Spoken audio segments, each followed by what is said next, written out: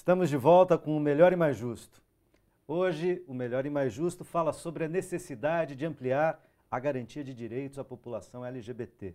Participam desse debate aqui comigo Alessandro Melchior, coordenador de políticas para LGBT da Prefeitura de São Paulo, e Janaína Lima, integrante do grupo Identidade. A gente já falou disso aqui, que foi lá em 2011 um projeto do Ministério da Educação e Cultura para a campanha Escola Sem Homofobia teve a intenção de lançar um material em vídeos e cartilhas que seria distribuído nas unidades de ensino de todo o país, chamado Kit Gay. Ele provocou polêmica e discussão entre pais, professores, políticos, religiosos. Muitos deles consideraram a campanha uma apologia à sexualidade precoce. Como promover a educação e falar aos jovens e à população em geral a respeito dos direitos humanos dos homossexuais e dos transexuais, enfim, do LGBT. Na prática, como fazer isso? Alessandro. O projeto do projeto Escola Sem Homofobia é uma coisa bacana quando a gente considera, por exemplo, o processo de veto. Né, ele foi segurado, um processo absurdo de falta de discussão na sociedade, um nível de ignorância absurda, que não era material didático para os alunos, eram materiais didáticos para os professores. O projeto envolvia vários outros elementos, não era só os materiais didáticos, envolvia pesquisas, seminários com professores, etc., que inclusive é uma função dos governos de Estado, porque ele era para ensino médio. Na Constituição, quem cuida de ensino médio é o governo de Estado, o governo federal puxou esse debate, agora há pouco tempo, pela BGLT, algumas outras organizações que criaram o material, disponibilizaram o material na internet. Como você faz isso? Acho que é um processo de mudança cultural que passa pela educação necessariamente. Agora, você fazer um processo de discussão com a educação é enfrentar debates intensos. A educação é o pilar da nossa sociedade. Você discutir não só acessibilidade, mas discutir conteúdo da educação, discutir formação de professores é um tema muito difícil, muito complicado. Tem muita gente que se apega a isso. A gente aprovou agora em janeiro, no dia 29 de janeiro, uma resolução que garante o respeito ao nome social nas escolas municipais para travestis e transexuais. Todas as escolas municipais, por exemplo. Algumas outras cidades e outros estados têm resoluções, decretos, portarias semelhantes. Agora, toda vez que você faz alguma coisa como essa, é uma gritaria absurda. Então, só para quem está nos assistindo e eventualmente não sabe, conta para eles o que é o nome social. Acho que a Janaína tem mais condições de poder explicar esse aspecto do que então, eu, inclusive. Janaína, mais legitimidade para falar sobre isso. Isso é uma coisa muito doida, porque eu também sou do tempo que não tinha nome social. Ou você tem o nome ou você não tem. Então, quando você nasce, você tem um nome que lhe é dado de registro. Que algumas pessoas falam, nome de batismo. Não é nome de batismo, porque algumas pessoas são batizadas, outras não. Né? O nome de registro você tem lá registrado. No caso das pessoas travestis transexuais e outras pessoas trans também, esse nome acaba não condizendo com a aparência da pessoa. Logicamente, você acaba se adequando. Então, você vai procurar um nome que vai combinar com aquela pessoa que se apresenta. Assim como, por exemplo, a minha mãe, por exemplo, se chamava Josefa e ela só usava Odete. Ela tinha um nome social que era Odete. Todo mundo conhecia ela por Odete, a família dela, os vizinhos e tudo mais. Da mesma maneira, é assim para travestis e transexuais. Entendeu? Então, eu, quando nasci, como as pessoas apenas olharam para o que eu tinha no meio das pernas, elas me deram um nome de registro. Hoje, quando um nome de homem, portanto, né? Um nome masculino. Teoricamente masculino, porque eu não sei se ele é masculino ou não. Porque se ele fosse dado por uma mulher e as pessoas acostumassem com ele como uma mulher, iam dizer que ele era feminino. E, na verdade, é um nome que nem é masculino nem feminino. Mas, por exemplo, a partir do momento que eu comecei a me perceber e ver quem eu sou, eu percebi que aquele nome, não que ele fosse feio ou me causava grandes problemas, carregar o nome. Mas quando ele é citado em público, isso causava era um motivo da pessoa rir da minha cara, era um motivo da pessoa me discriminar. Diante disso, você adota um nome. E isso, hoje em dia, é conhecido como nome social, que é o nome que você acaba carregando, que as pessoas te conhecem o tempo símbolo, todo. Algo é muito simples. A questão central é porque ele é um símbolo, né? Ele é o que te conecta com aspectos que a sociedade entende. Seu nome é masculino, seu nome é feminino, como que a sociedade constrói isso. Da sua orientação sexual. Exato, com a sua orientação sexual, gênero, com a sua identidade de gênero, com diversos outros elementos.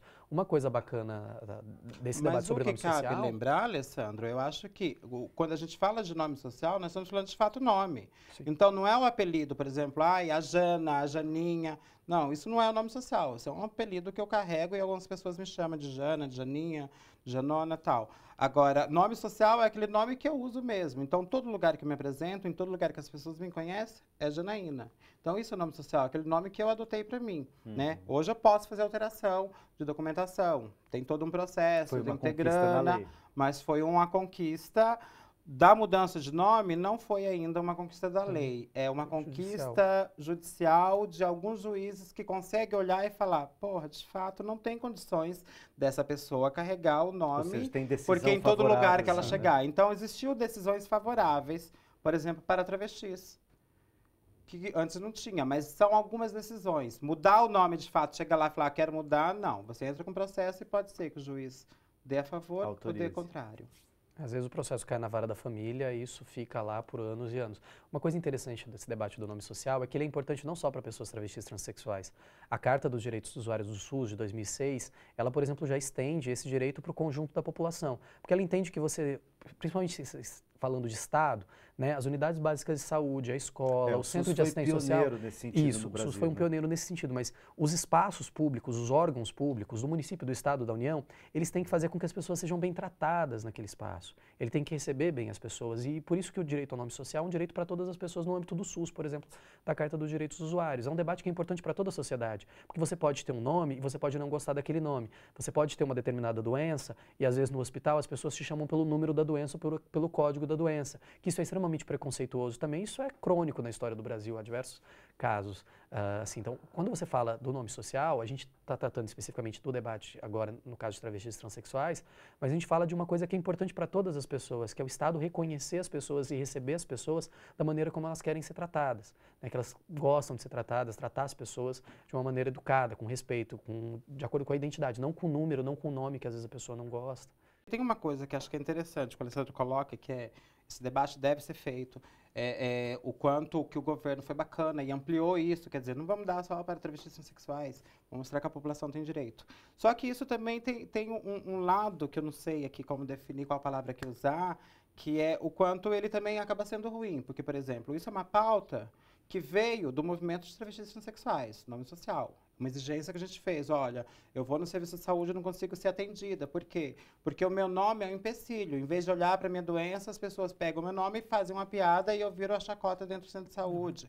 Eu vou para o colégio, na chamada eu sou a bola da vez. Então, a gente precisa de pensar em algo. O governo, pensando nisso, ele faz, por exemplo, começa na saúde e pensa no nome social a nível para qualquer pessoa. Só que ele não deixa isso claro em relação a travestis transexuais. E esse debate que deve ser feito, ele acaba não sendo feito. Ele é feito quando eu vou no centro de saúde, quando sou solicitada por uma outra pessoa, porque a pessoa não conseguiu dar conta daquela demanda. Mas o governo, por exemplo, ele acaba não fazendo o papel. Então, ele lança algo que é para toda a comunidade e de fato, a problemática que era o acesso de travestis transexuais à saúde, à escola, à delegacia ou qualquer outro serviço público, ele continua afetado, porque as pessoas ainda não conseguiram compreender isso.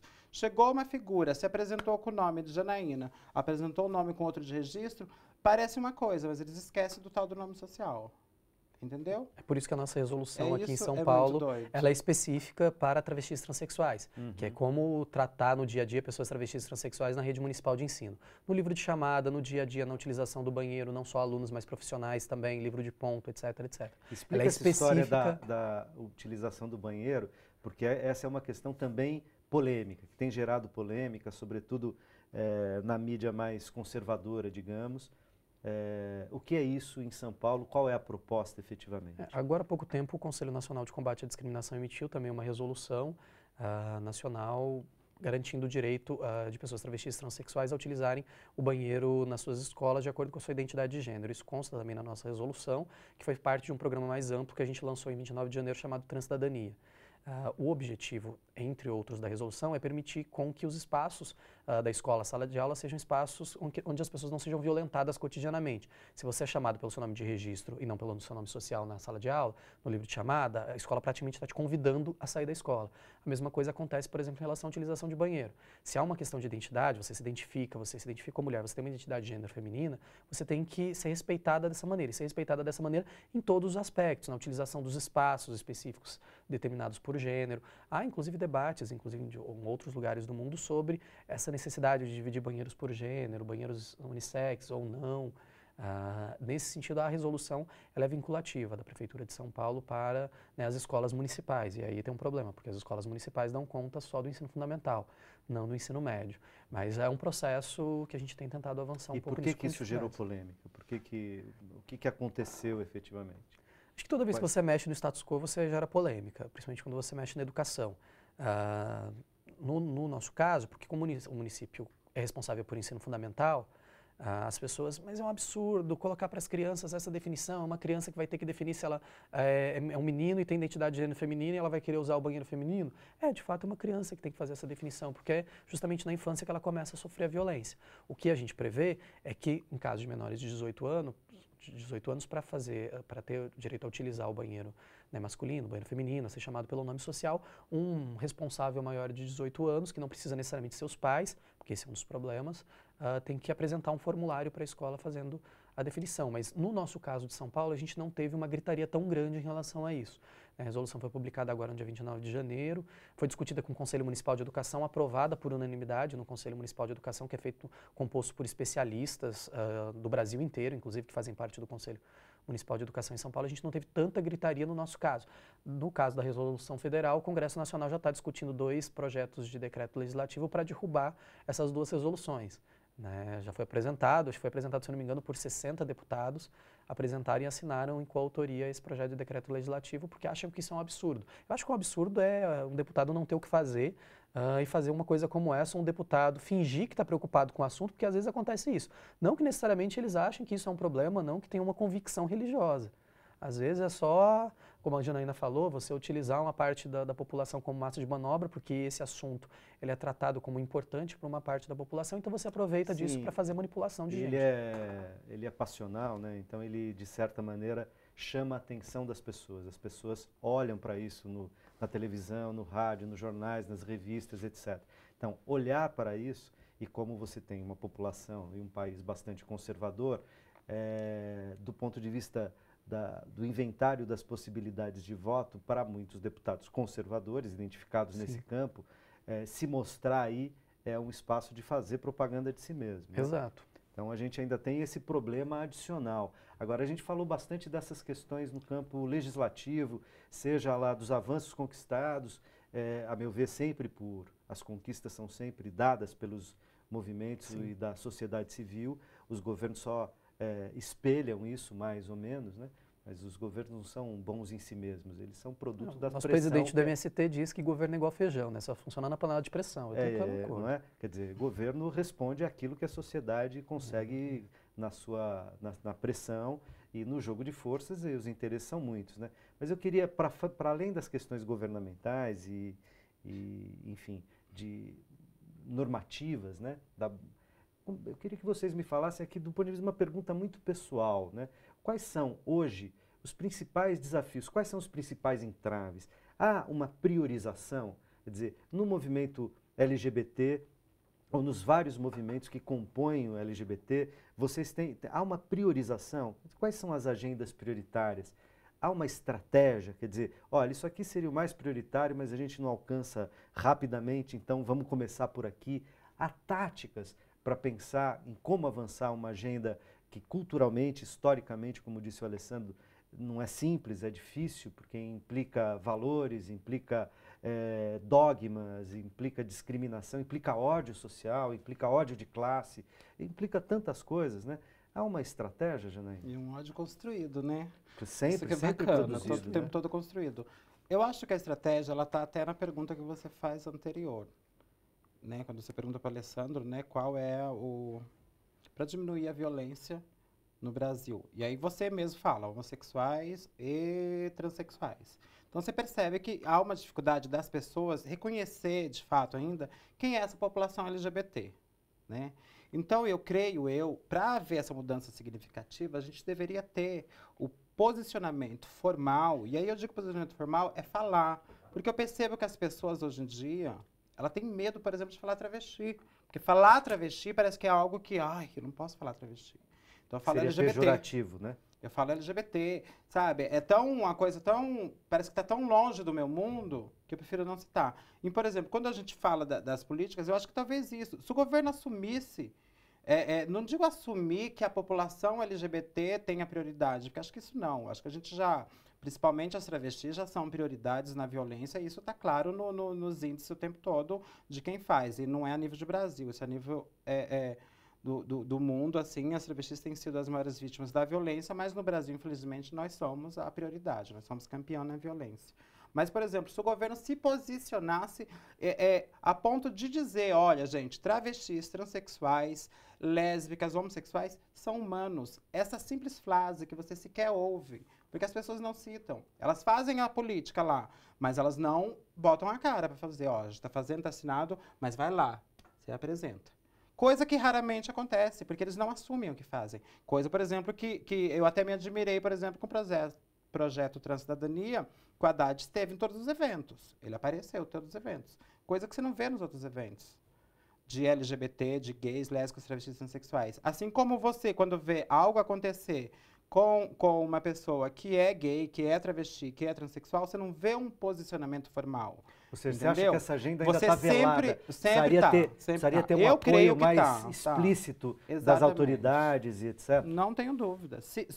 Acho que uma fala que você se posiciona e fala, olha, gente, não estou dizendo que é prioridade no meu governo LGBT, ou lésbicas, travestis, transexuais e bissexuais. Estou dizendo que eles têm tanto direito quanto. Isso você quer, você ouve. Eles fazem, nas entrelinhas, mas deixar isso explícito, não, por quê? Porque se eu fizer isso, o fulano que está me apoiando vai tirar o apoio. Preciso fazer mais um rápido intervalo e a gente já volta.